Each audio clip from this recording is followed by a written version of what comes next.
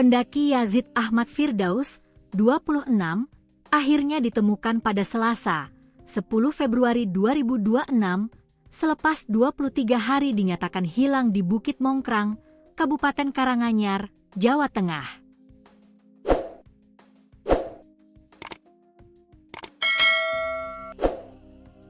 Yazid, warga Desa Gawanan, Kecamatan Colomadu, Kabupaten Karanganyar, ditemukan meninggal dunia di aliran Sungai Mitis, sekitar 1,7 km dari jalan setapak pendakian Bukit Mongkrang. Tim dari Wanadri menemukan Yazid sekitar pukul 8.54 WIB di titik 07410 LS dan 111030 BT.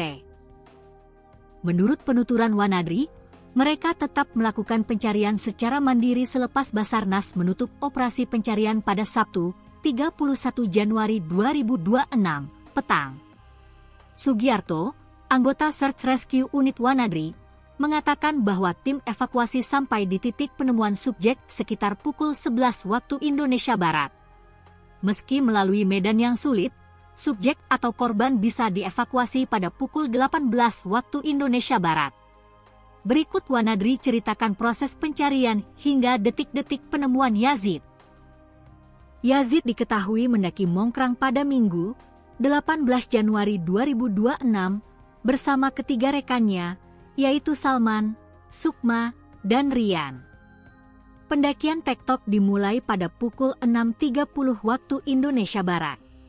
Saat perjalanan turun, Sukma terakhir melihat Yazid di area batuan di atas pos 3.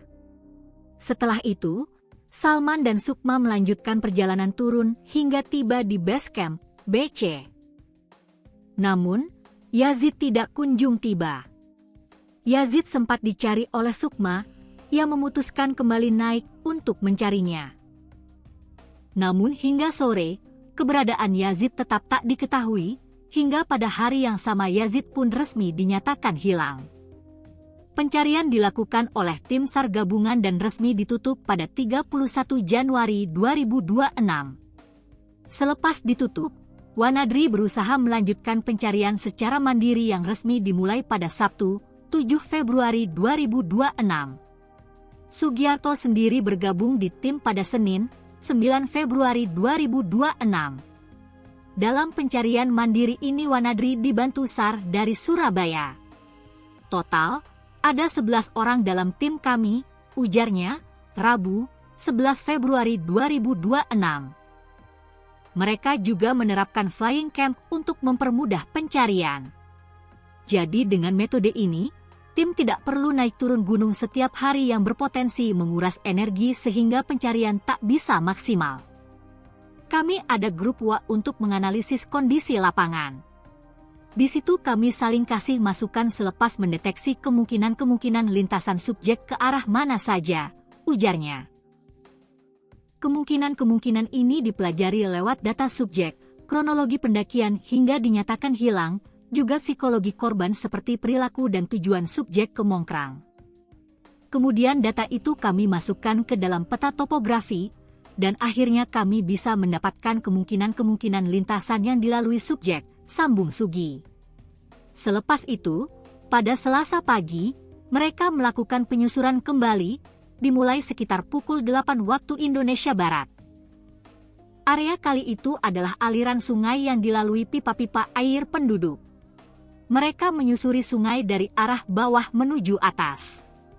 Saya di posisi ketiga waktu itu.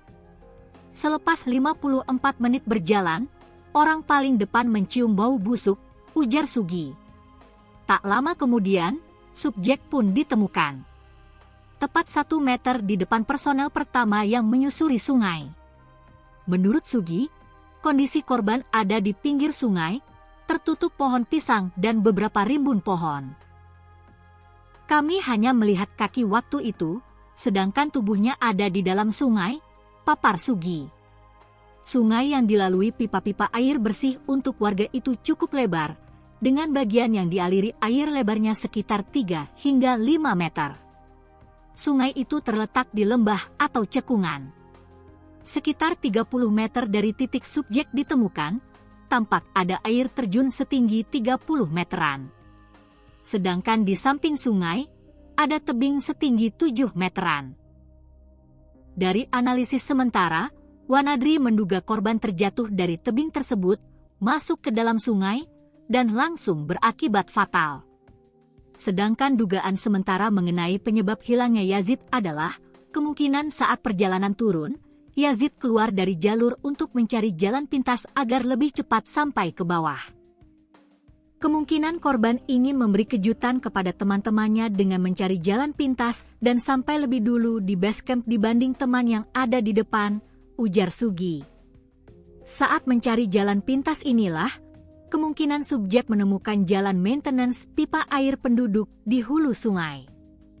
Dia ikutin jalan itu sampai menemukan jalan buntu, papar Sugi. Ujung jalan itu adalah ujung pipa air warga. Karena tak menemukan jalan lagi, subjek diduga menerobos dan tersesat. Ada kemungkinan subjek jatuh ke sungai di hari ia hilang dan langsung berakibat fatal, karena tinggi tebingnya sekitar 7 hingga 10 meter, sambung Sugi. Mengenai tubuh korban yang tertutup pohon pisang, Wanadri juga memberikan analisisnya.